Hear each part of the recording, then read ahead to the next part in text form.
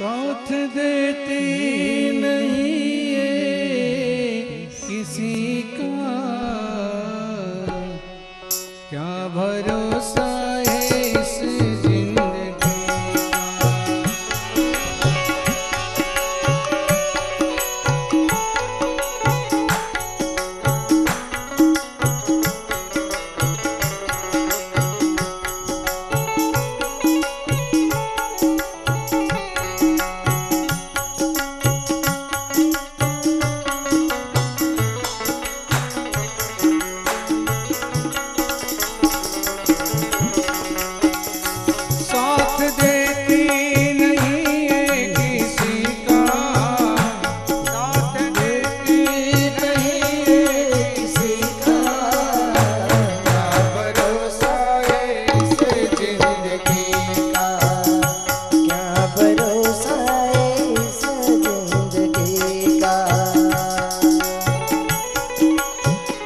जगत में कोई ने कशी खबर नहीं होती कि આપણે ક્યારે જવાના છે। સંતો એવી એક વાત કરે છે, બધાની ગેરંટી હોય। તમે ફ્રીજ લઈ આવો ને તો ફ્રીજ વાળો કે 5 વર્ષ કાંઈ નહીં થાય હો, કેમ કા 500 રૂપિયાની ઘડિયાળ એક લઈ આવ્યો ને તો એમ કે સાહેબ લઈ જાઓ 1 વર્ષ કાંઈ થાય ને તો બદલી દે।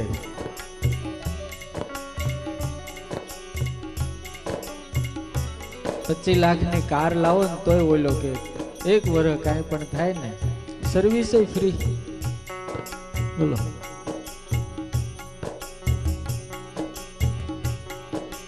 દુનિયાની કોઈ પણ હોસ્પિટલમાં માએ કોઈ દીકરાને જન્મ આપ્યો હોય, કોઈ ડોક્ટરે ગેરંટી આપી કે જાઓ લઈ જાઓ 5 વર્ષ કાંઈ થાય ને તો બીજો લઈ જાજો અહીંથી।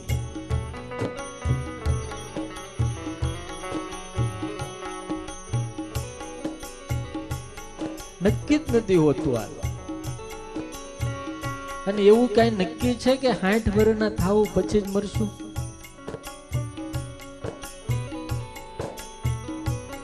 महाराज परीक्षित ने इसलिए ही पूछा है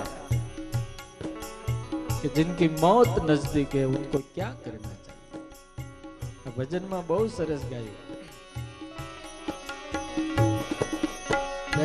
सांस रुक जाएगी चलते चलते, सांस रुक जाएगी चलते चलते, क्षमा बुझ जाएगी जलते जलते, क्षमा बुझ जाएगी जलते जलते, जब निकल जाएगा रोशनी का, जब निकल जाएगा रोशनी का, क्या भरोसा है उस जिंदगी का, क्या भरोसा है इस जिंदगी का।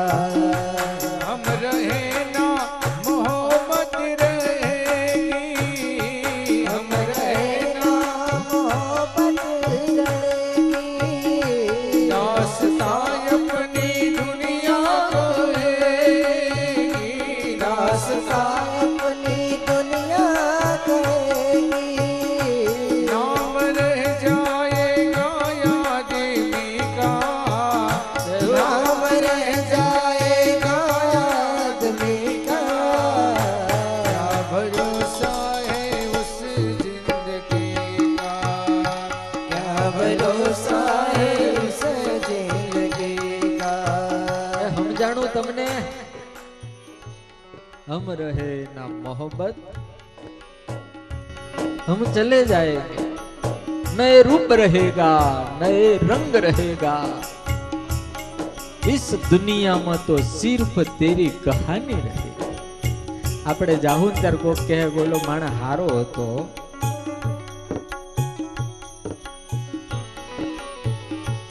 આખા ગામમાં 5 માણા એવા હોય કે આખા ગામને નડતા હોય।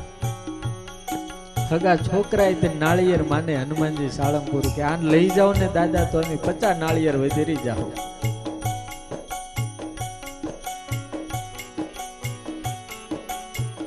તમે વિચાર કરો કે બે હાથ બે પગ, આવું માથું ને આવું બધું એક હરખું બધાય ને હતું. સરદાર વલ્લભભાઈ પટેલ ને આખી દુનિયા સલામ કરે ને આપણે હાડ હાડ થાય છે. કારણ તો ગોતો.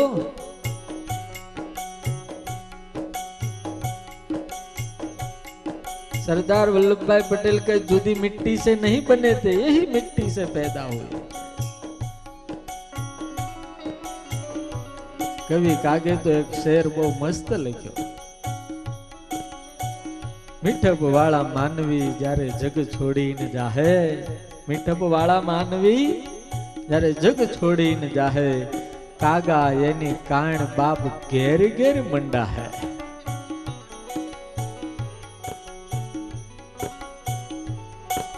दिल्ली ની અંદર ગાંધીજીને જ્યારે ગોળી લાગી અને ગાંધીજી જ્યારે આ લોક છોડીને જતા રહ્યા, હિન્દુસ્તાનનો ઇતિહાસ સાક્ષી પૂરે છે.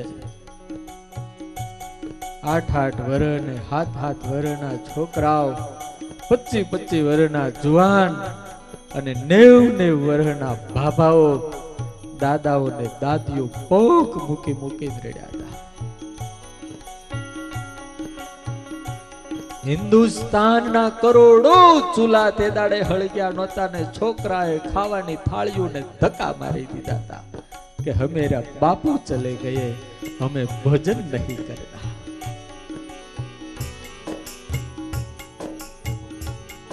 हम रहेंगे या न रहेंगे, लेकिन ફરીથી ગાવી પડી.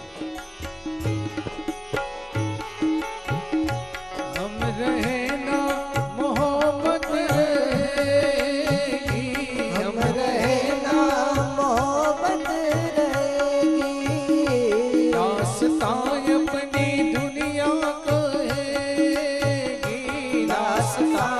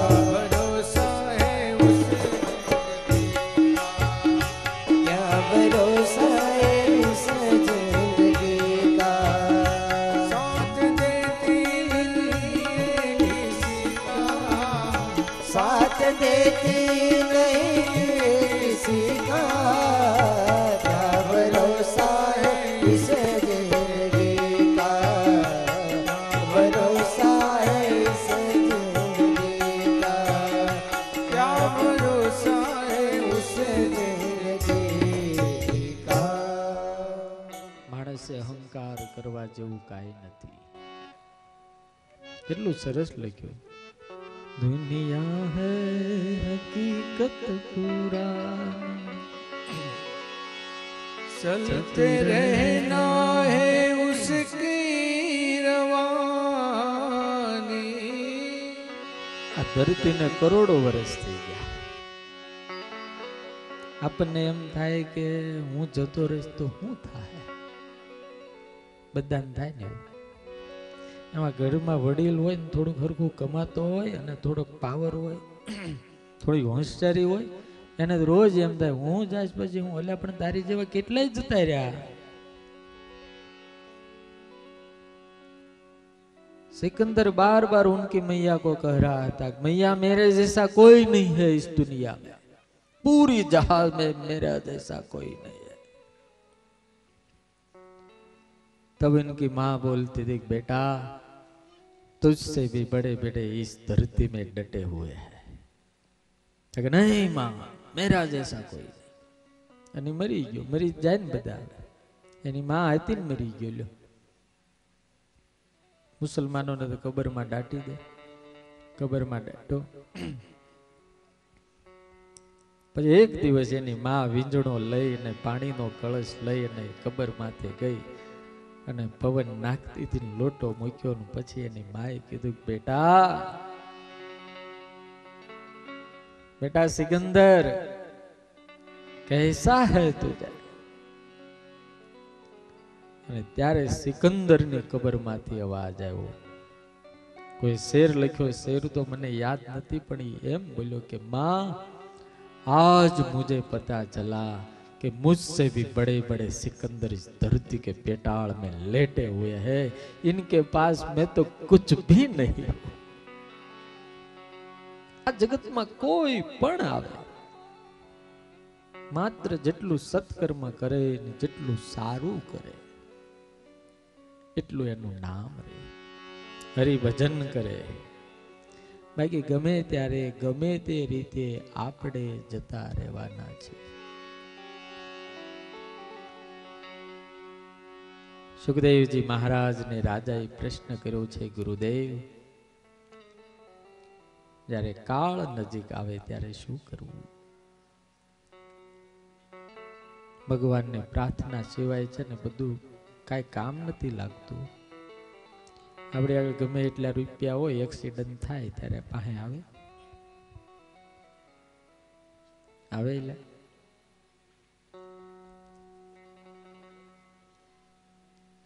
ડોક્ટરે થઈને પછી છેલ્લે એમ કે ભાઈ ઉપરવાળાને પ્રાર્થના કરો.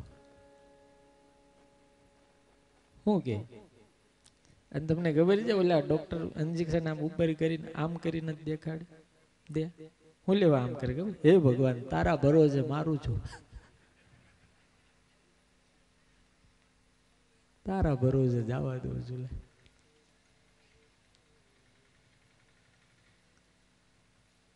એ જેટલા બધા છે કાંઈ કામ લાગતા નથી. કોઈ કવિએ બહુ મસ્ત શેર લખ્યો છે, સાંભળજો. ગુજરાતી, હિન્દી ને ઇંગ્લિશ ત્રણેય ભેગું છે. અને બધા ઇંગ્લિશ વાળા જો ને હિન્દી તો સમજાય જાય, ગુજરાતી તો આપણા બાપની ભાષા. જબ કાળ નિયર આયે, જબ કાલ નિયર આયે, નિયર એટલે નજીક. જબ કાલ નિયર આયે ડિયર બધા દૂર થઈ જાય. ડિયર કેમ? My dear, my dear, dear એટલે વાલા. જબ કાળ નિયર આયે તો ડિયર બધા દૂર થઈ જાય. ફાધર, મધર, બ્રધર બધા હિયર રહી જાય. કોઈ હારે આવે? ફાધર, મધર, બ્રધર બધા હિયર રહી જાય. માટે કહે છે ઘનશ્યામ કરી લે ગોડ પ્રેયર. માટે કહે છે ઘનશ્યામ કરી લે ગોડ પ્રેયર, તો તારા પાપ બધા ફાયર થઈ જાય. ભગવાનની જે પ્રાર્થના છે, ભગવાનની જે કૃપા છે, ભગવાનની જે હિફાજત છે, આ કવિએ કીધું ને એમાં ફરજ પૂરા કરો બંદગી કા. સવારે મેં એ જ કીધું હતું કે ભાઈ કૃપા પરમાત્માની ઘણી છે તો આપણે કાંઈક કરવું પડે. આપણને એમ થાય કે હું કરું છું, લગભગ બધાને થાય, કોઈ બાકી નથી, અમે ભેગા છીએ. પણ કરે છે બધું પણ એવો ભગવાન છે, એવો કૃપાળુ છે. કામ એનું છે અને નામ આપણું થાય. કામ ઈ કરે પણ જસ આપણને આપે. દાન કરવાની શક્તિ ઈ આપે અને તકતી આપણા નામની લાગે. હા, ભગત એક બહુ મસ્ત કીર્તન ગાય, એક એક શબ્દો સમજવા જેવા. करते हो तुम कन्हैया लेकिन नाम मेरा हो रहा है. मेरा आपकी कृपा से सब काम हो रहा है. मेरा आपकी कृपा से सब काम हो रहा है. करते हो तुम कन्हैया हो, करते हो तुम कन्हैया, मेरा नाम हो रहा है. मेरा आपकी कृपा से सब काम हो रहा है. मेरा आपकी कृपा से सब काम हो रहा है. पतवार के बिना ही मेरी नाव चल रही है. पतवार के बिना ही हो नाव चल रही है. हैरान है ज़माना, मंजिल भी मिल रही है. हैरान है ज़माना, मंजिल मिल रही है. करता नहीं मैं कुछ भी, करता नहीं मैं कुछ भी, सब काम हो रहा है. मेरा आपकी कृपा से सब काम हो रहा है. मेरा आपकी कृपा से सब काम हो रहा है. आपकी कृपा से सब काम हो रहा है. બહુ અદભુત ભજન છે. ભગવાનને પ્રાર્થના કરે છે, હે ભગવાન, કરતા હો તું और नाम मेरा हो रहा. આપણને બધાને એમ થાય કે આ બધું હું કરું છું. બધાને થાય ક્યારેક ક્યારેક, પણ ઠાકોરજી કરે છે ને કરાવે છે. સુખદેવજી મહારાજના પગ પકડીને રાજાએ પ્રશ્ન કર્યો છે, ગુરુદેવ, मुझे क्या सुनना चाहिए? અને એ વખતે સુખદેવજી મહારાજ સૌ પ્રથમ તો રાજાને ધન્યવાદ આપે છે. કારણ કે પરીક્ષિત રાજાએ પહેલા બધાને પૂછેલું, કેટલાય સાધુ હતા, કે મારી પાસે 7 દિવસ છે, મારો ઉદ્ધાર થાય એવું કરો. ત્યારે મોટા મોટા સંતો ઋષિઓ હજારોની સંખ્યામાં ભેગા થયેલા. કારણ કે રાજા એવો સારો હતો, ડાયો હતો, ધાર્મિક હતો, પ્રામાણિક હતો, પ્રજા વત્સલ હતા. લોકોને બધાને એના ઉપર હેત હતું. એટલે જે જે સંતોને ખબર પડી કે પરીક્ષિતને શ્રાપ થયો છે, એટલે તમામ ઋષિઓ ગંગાના કાંઠે આવી ગયા. ધોતી અને ખેસ પહેરીને મહારાજ સમ્રાટ ગંગાના કિનારે બેસીને સાધુને દંડવત કરી કરીને એક જ પ્રાર્થના કરે છે, मैं शांत का अपराधी हूं, मैं साधु का अपराधी हूं. 7 दिन में मेरी मौत है, मुझे कुछ ऐसा ज्ञान दो कि मेरी मौत सुधर जाए. ભાગવતમાં 2 જણને મૃત્યુના સમાચાર મળ્યા, એક પરીક્ષિત રાજાને ને બીજા કંસને. પરીક્ષિત રાજાએ પોતાની મોતને સુધારવાનો પ્રયાસ કર્યો અને કંસે પોતાના મોતને ઠેલવાનો પ્રયાસ કર્યો. પરીક્ષિતે જીવા નહીં, કંસે જીવો નહીં. પણ પરીક્ષિતના ગુણ આજે લોકો ગાય છે, જ્યારે કંસને લોકો ગાળો દે છે. કોઈ એમ કે હારો મામો છે પણ કંસ જેવો છે ને શકુની જેવો, કેવું લાગે? કેમ લાગે? કેમ? માફ કરજો પણ જ્યાં જ્યાં મામા છે ને એ બધા મામા ખતરનાક છે. હા, પાંડવોના મામા શૈલ રાજા પણ છેલ્લે દગો કર્યો ને કૌરવ ભેગા પડી ગયા. દુર્યોધનનો મામો ઓલો શકુની, કે મામા તો માં કરતા વધારે વાલ વાળા હોય, મામાના ઘરે જ આપણને ગમે બધાને. પણ આ બધા મામાઓ વાળા ખતરનાક છે કઈ. આ તો તમે મામાના ઘરે ઘણા આવ્યા છો ને,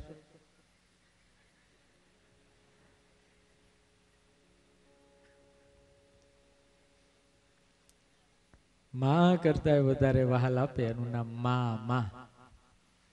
મમ્મી કરતા વધારે હાચવે, પ્રેમ આપે. એટલે આપણા ગુજરાતમાં એક કહેવત છે, નો મામા કરતા કાણો મામો હું ખોટો.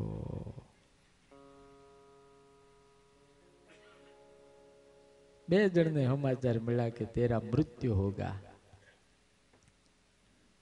એક જણાએ મોતને ઠેલવાનો પ્રયાસ કર્યો, એક જણાએ મૃત્યુને સુધારવાનો પ્રયાસ કર્યો. સુખદેવજી મહારાજ આવ્યા એ પહેલા કેટલાય ઋષિઓએ એમ કીધું, રાજા તારી પાસે 1 મહિનો હોત ને તો તારું કલ્યાણ કરે. કોઈ સાધુ કે તારી પાસે જો 15 દિવસ હોત ને તો હું તારું કલ્યાણ કરી. અરે ઓલા રાજા કે પણ 7 જ દિવસ છે, નથી મારી પાસે. રાજાને એવા ગભરાવી દીધા. ભાગવતના પ્રથમ સ્કંદના છેલ્લા અધ્યાયમાં તો ઋષિઓ અંદર માથાકૂટ કરવા માંડ્યા એવું લખ્યું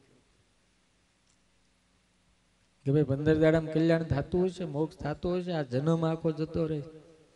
અને પછી સુખદેવજી મહારાજ જયારે આવ્યા,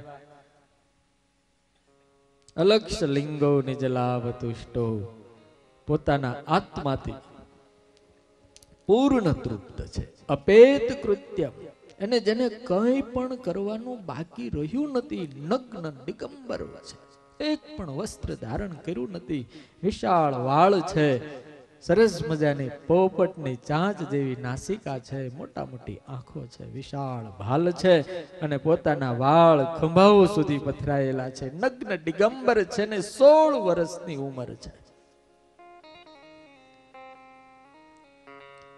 નાસાગ્રે દ્રષ્ટિ રાખી સુખદેવજી મહારાજને ભગવાન ઠાકોરજીએ કીધું કે હે શુક, તું જા. મારો એક સેવક ભગવાનને એને પ્રાર્થના કરી, પ્રભુ તમે મારું મોત સુધાર્યું હતું, મારો જન્મ સુધાર્યો હતો, હવે તમે મોત પણ સુધારો. અને ભગવાનને જ્યારે પ્રાર્થના કરીએ ત્યારે યોગ્ય સદગુરુ આપણી પાસે મોકલી દે છે. શુકાચાર્ય આવે છે, હજારો સાધુ બેઠા છે, વ્યાસપીઠ ખાલી છે. સુખદેવજીના પિતા, એના પિતા ને એના પિતા, 4 પેઢી તો એ સભામાં બેઠી છે. જેને ભાગવત લખ્યું ને વ્યાસ પણ બેઠા છે, પણ કોઈ વ્યાસપીઠ ઉપર બેસતું નથી, હિંમત કરતું નથી કે 7 દિવસમાં આનો ઉદ્ધાર કેમ કરવો.